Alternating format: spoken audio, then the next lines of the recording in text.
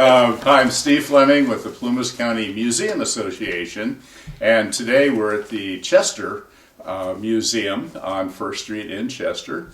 And the purpose of this video segment is to introduce you to the history of the Chester Museum, how it came to be and who were the responsible parties that grew it into what we have today.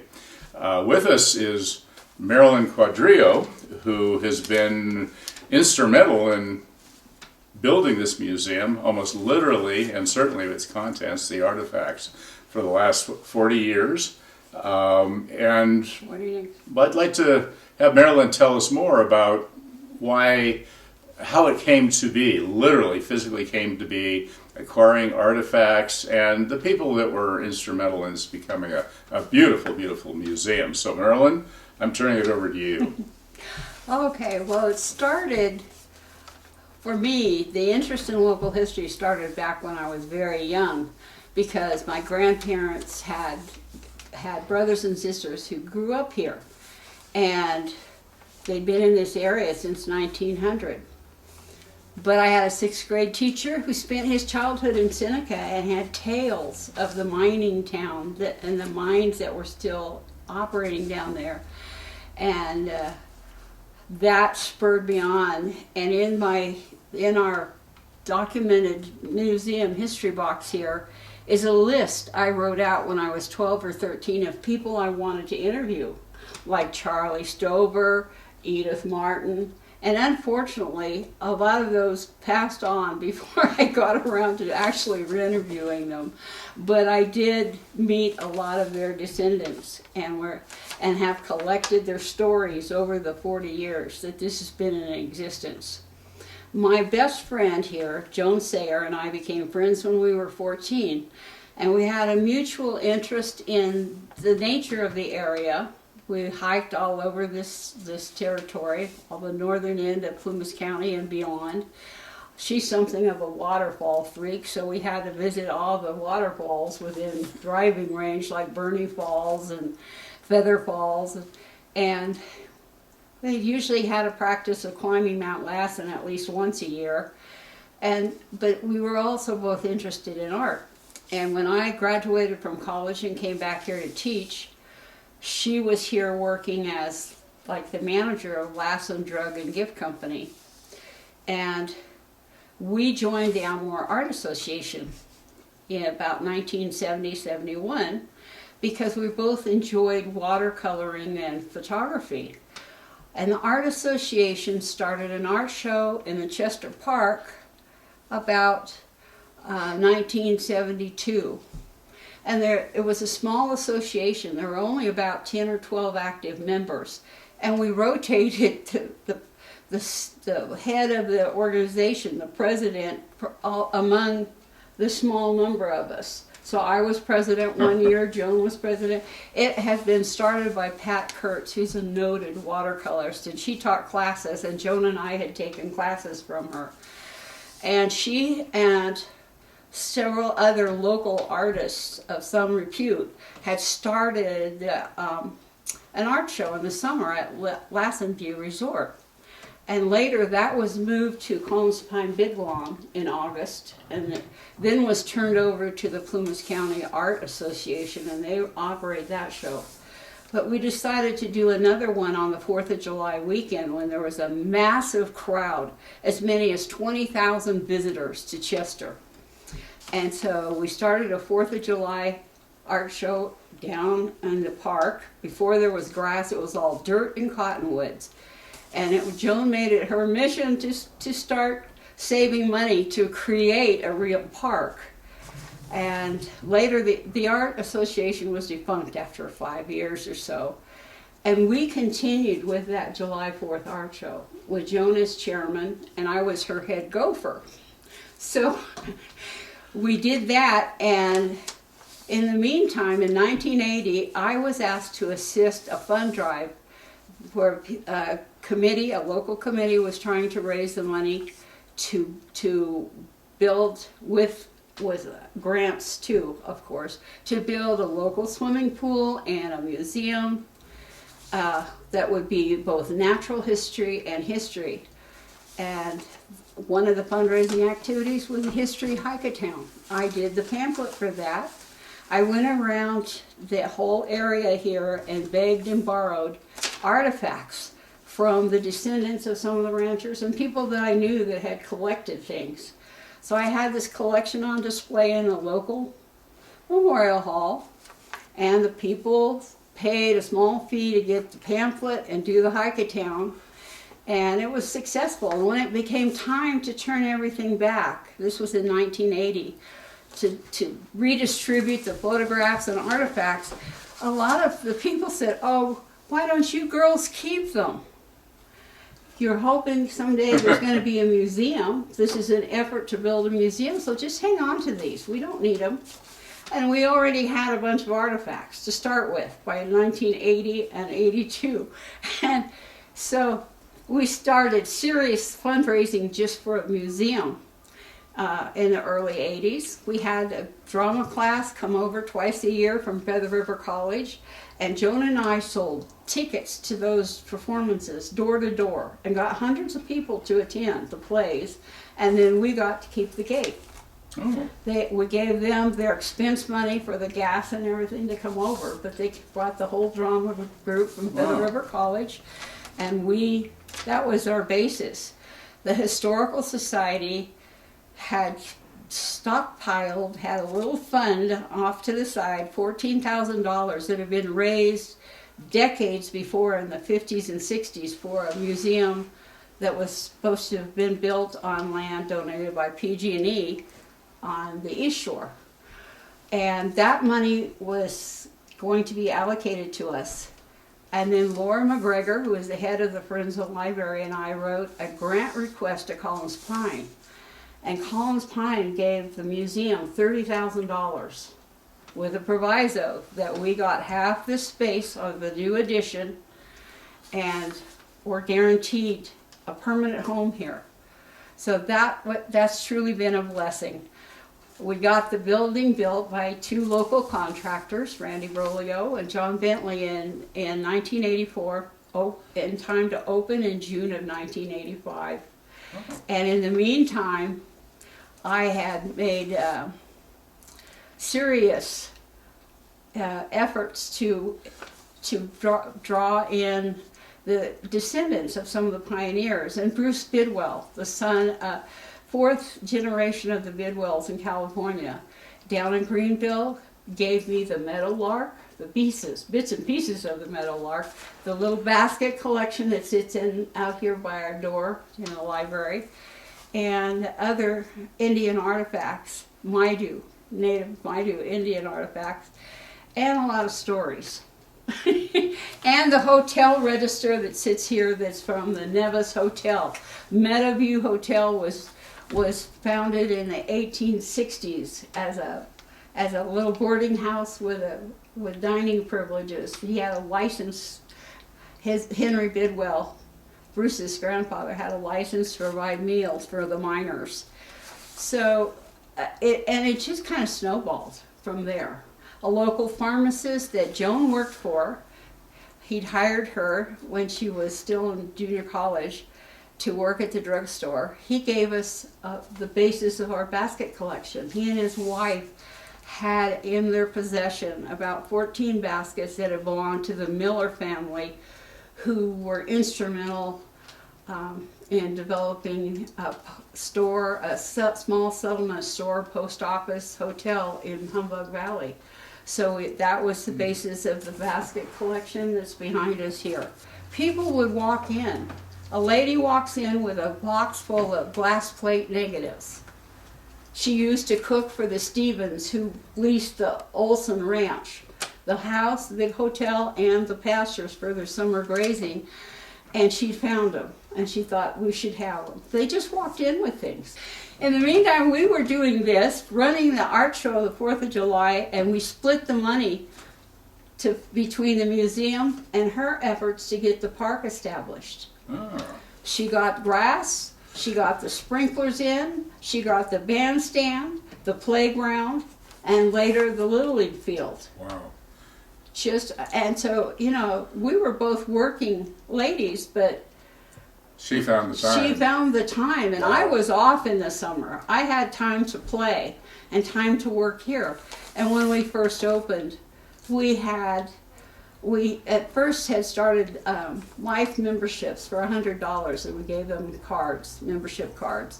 But we had over 60 people volunteer to museum sit, and they were like yourself, people who lived on the peninsula or up in Warner Valley or somewhere in town who were retired and had time. And we had enough volunteers that they only had to museum sit 1 or 2 days a month. And we think back now, 40 years, it'll be 40 years next June that we've been here. And in that time, we have raised enough money to buy all the display materials, to all the cataloging and the photo display boxes, the binder boxes for storage. And during this time, I've met so many wonderful people. And I've had people come up from Sacramento and the Bay Area with artifacts, like the 2 big portraits back here of the bee crafts. And it's just been an amazing journey, and I've got a whole population of contacts and friends that have become very dear to me and that visit here yearly or at least once every couple of years. And they also send donations. We have a classmate of ours that went through school, Joan and I, graduated with us, and she and her husband send us a couple of checks every year from Morgan Stanley to keep us running. The biggest project we ever did, and you missed out on a lot of these things. See the rodeo poster up there? We were asked, we usually closed in the winter from October to May. And we were asked by 3 descendants of the McKinsey and Stovers, who had a big cattle company here and did rodeos from 1920 to 1938. 3 of the ladies, the granddaughters, wanted to come in and see the museum. So we opened and met them here. We'd met them previously, and they were walking through and we were talking, and one of them stopped at the rodeo poster and she said, "Wouldn't it be fun to have another rodeo?" And by golly, we became rodeo producers. That was not in the job description for museum directors of a tiny museum. One of them, Linda Rosser, she is a fantastic watercolorist. She had been married to Cotton Rosser, who owns the Flying Bee Rodeo Company, and that's his job. He goes around to big rodeos like the Red Bluff Roundup and provides all the stock, the bucking horses and the bulls and everything.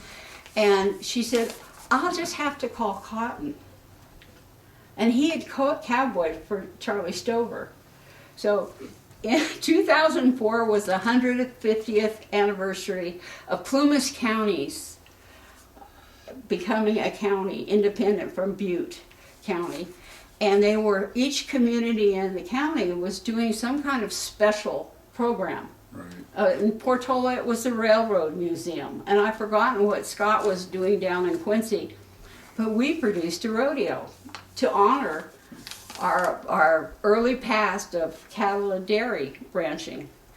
And it cost thousands of dollars. I mean, it was $26,000 just to rent the bleachers. Ooh. This was big time. That is a lot of money. And there 4 of us called the saddlebags. There was Barbara Montandon, who's a horsewoman, and is familiar with rodeos, and she was kind of the director of the saddlebags. Her best friend Carol, Carol Morganroth, was also a horsewoman and the wife of my husband's best friend, and Joan and I, and then we had an old retired rodeo cowboy, Stan. So it was the saddlebags and Stan. Oh. 5 of us that did the rodeo. But Cotton brought everything up. We recreated the old Stover cattle drives into town. Charlie Stover used to drive his cattle up, and he had some license or some permission to use Highway 36 because it was close to the Lassen Trail. Oh. So he would drive. He had a huge property down in the foothills above Red Bluff and Las Molinas. He would drive his cattle up through town every spring, and on my way to high school, I would have to cross the highway, skipping between cow pies on my way to school that morning. So they had a cattle drive, and Cotton even had some Longhorns from Texas.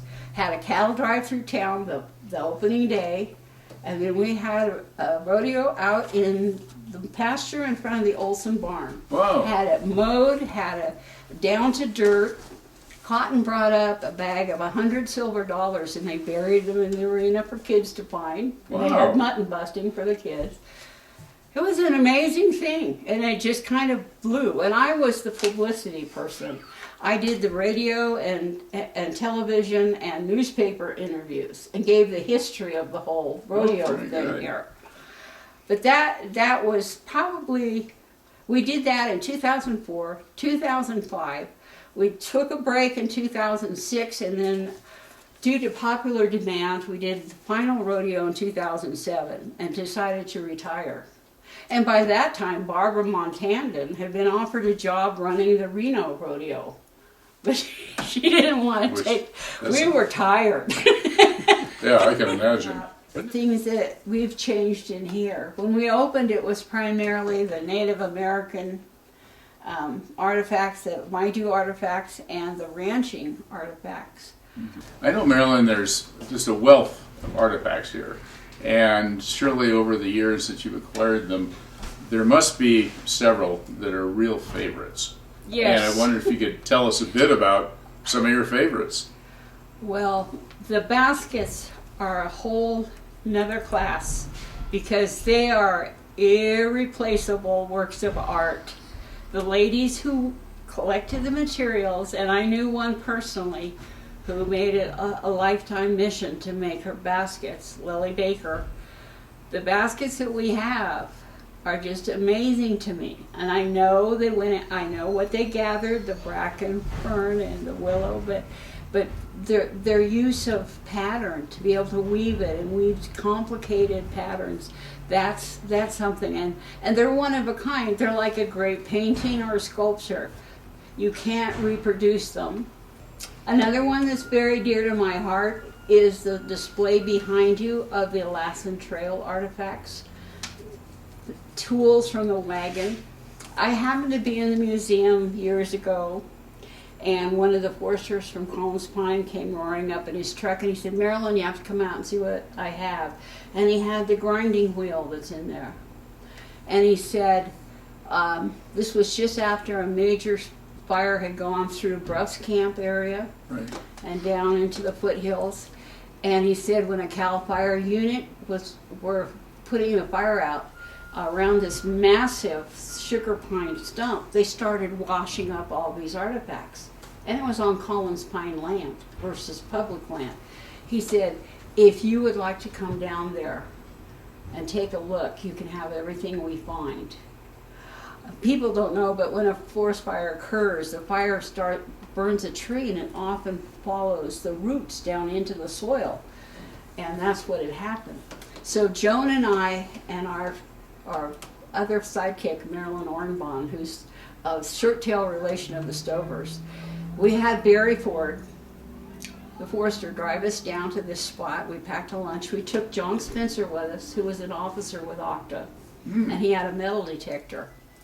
And we spent hours digging through the ash around what had been this big stump. And we found the fellow who had left this treasure trove. I think what had happened, like many of the people coming out in 49 and 50, his oxen had got given out. And he could not pack all this by hand down into the valley. So he buried it around this massive sugar pine, knowing he'd be able to find it. Or maybe it was a ponderosa. I think it was a ponderosa. But anyway, Joan was the one who found the one single artifact from that man. She found a metal button like you'd find on a man's undershirt at the time. She found one of his buttons. But we had clumps of nails of similar size, so we knew that the sacks they held them had just disappeared. You know, they brought it away. We had clumps of nails. I stood up at one point to stretch, and she handed me her Coke. And I took a swig of her Coca-Cola, and I happened to look down. Here was a drill bit laying right across in front of my face. And so a lot of the artifacts in there came from the Lassen Trail. John presented us with this, with some other things, and then Dick Davis, who was one of the very avid members of OCTA at the time, I think he did the drawing of the wagon so people could see where the wagon fittings Ah, sat. very good. And then another treasure is that school bell, which was given to me by Bruce Bidwell. His father had been the first settler here, first pioneer to sell property to Great Western Power Company, and kept it very quiet. He'd been trying to find a buyer for the big hotel, Meadowview, which had, one part of it had been built in 1860-62, and the property around it, because his interests all lay down in Greenville. And he found a buyer, all right. Great Western Power Company bought all of his land here, and then they hired him to work with them. And by about 1905-06, he was their superintendent here locally in Big Meadows. And when the town of Prattville was burned the 4th of July weekend in 1909, the local citizenry turned against Gus Bidwell because they figured he was the one who set fire to the town. It was unusual. It did start with one building. The people were celebrating on the 3rd because the 4th was on Sunday and was a holiday. It was a holy day. You didn't have a big celebration then. They were down at a baseball game between the Prattville 9 and Greenville, I think. And they were picnicking out in the meadow, watching the game, when somebody noticed smoke. And when they ran back into town, all the buildings were aflame. It wasn't like it started in one building and spread. Arson. And by that time, Great Western had purchased the Prattville Hotel. They had some young men staying there, engineers and the like, but they had been evacuated somehow. But everybody else who lived in the town had their homes there, their businesses there, the 2 stores, the 2 hotels. There was a new hotel that had opened for the first time, the end of June of that year. Everything was gone in one fell swoop, and all they had were the clothes that they were standing in. And Elsie Bidwell, Gus's daughter, wrote a letter to a lady up here who was a member of the Plumas County Historical Society, and she describes how she and her mother gave out their nightgowns and dresses and to help clothe the ladies. They took them over to the Bunnell Hotel, which hadn't burned, and gave them shelter that people slept, the ladies slept there for the night. And it was, but it had already started, the gossip mill. People knew, and Bruce was very sensitive about this because he'd had to grow up. As a teenager, he had to deal with this and grow up with the thought that all these people that had been their neighbors and close friends now saw Gus, his dad, as a monster, a traitor who had burned their town without warning. And he told me the story, his official version was that one of the Greenville players was changing into his uniform for baseball in the upstairs room above the Abbott store and left a cigar burning. Well, you can't have a cigar that burns a whole town down before anybody's aware that it's really going up in flames. So I was down there. This is probably 3rd or 4th visit that I made down to, and I would sit with Bruce at his dining table and we'd talk. And he says, "Oh, I have something for you." And he scurried down the hallway to the bedrooms, and he came out with his box in his hand. And in the box was that school bell. In those days, the local schools were 1 or 2 room schools, and the kids would go out to recess. And in the morning, when it's time to start school, or at the end of recess, the teacher would go out on the porch and ring the school bell. And he handed me the box with this bell. On the bell is a tag, said, "School bell, taken from the Prattville school the day before Great Western Power Company burned the town about 1910. Oh, interesting. And it was signed Fred Davis. Wow. Fred Davis Sr. was the doctor on the dam project. He had a little hospital at Canyon Dam. And people back then did not just go into buildings and steal things. The storekeepers in Prattville used to go, some of them went down to Chico in the winter, but they left the door to the store open and people could go in and take supplies that they needed, and they just wrote a note in a register that they took 2 cans of peaches and 3 cans of tomatoes, but they didn't take things. So he and his wife took this as a souvenir and kept it all those years. Wow. So that is really a treasure, and freezes that moment in history for you, that it was. And Gus had to know. Right, right. And there were a few other witnesses who thought they saw a native Maidu man running around with a torch or something, but I don't know if they made that up later or what. I don't know. I don't have no evidence for that, but Yeah. but yeah. So it kind of cooked Gus's goose as far as his standing with the local people here, because when they first were buying up land, the story was told that there was a big millionaire investor who wanted to build a huge cattle ranch like the King Ranch in Texas. And they were buying up all this acreage for this guy. Ah, but a lie. There's Arthur Breed, who was a real estate guy from Oakland. He was up here working with Gus. Gus was going around introducing him to all these families that had property. And a lot of them by that time had aged out. These are the people who were pioneers in the 1850s and 60s. And some of them were second generation already. And they were tired of operating dairy ranches, and the practice of running dairies was changing, and there was more regulation. They were ready to move on and move out, but there are a lot of people who didn't want to lose their homes, and they ended up taking them to court and having them condemned because they had immense pockets.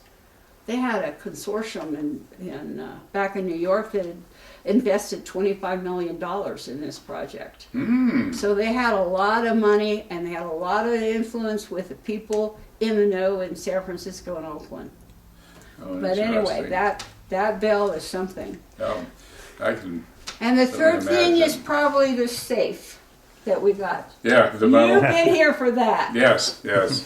For the Bunnell Hotel that's opened for business in the 1860s, burned and was rebuilt and reopened in 1901. I had a friend here in town, a fellow we've known each other since we were 4, who had the Bunnell Hotel register because his mother was married to a Lee, and Julia Lee was married to Mr. Bunnell. So he inherited this from his stepfather. And then our local retired pharmacist was down in Chico with his wife. They'd sold the Lassen Drug Building, and they were getting keys made for the new owners. And he liked to look through the shop, and the guy was one of the top 5 safe crackers in the country, this locksmith in Chico. And he said he had some old safes in the back, and Will, who Joan worked for incidentally, was wandering around, and he saw that. And saw the L.W. Bunnell, and he came back and he said, "Where did you get that?" And the guy said, "From PG&E." And he said, "I've been hoping to sell it. I had it listed for $5,000, but he said, I'd like to give it away to a museum or something." And Will said, "I know just the spot." So Will comes back up here. He has a local contract building his deck in a small community. It's all a matter of connections, who you know. And his contractor went down with a trailer and picked this safe up. And we stored it over most of the winter in Builder Supply, Right. in the wood shed attached to Builder Supply. It's out there. And then we got another local contractor to bring his crew in a Bobcat and bring it in through that door. And that's a treasure. And so it sits there with a Bundle Hotel register and pictures of the hotel above it. Yeah, it's a beautiful safe. Well, Marilyn, thank you so much for your time today. As always, welcome. we learn a lot, and there's so much more to learn. And for our viewers, please stop by the Chester Lake Almanor Museum at 200 First Avenue, right by the North Fork of the Feather River. A beautiful setting and a fabulous museum. Hope to see you here soon.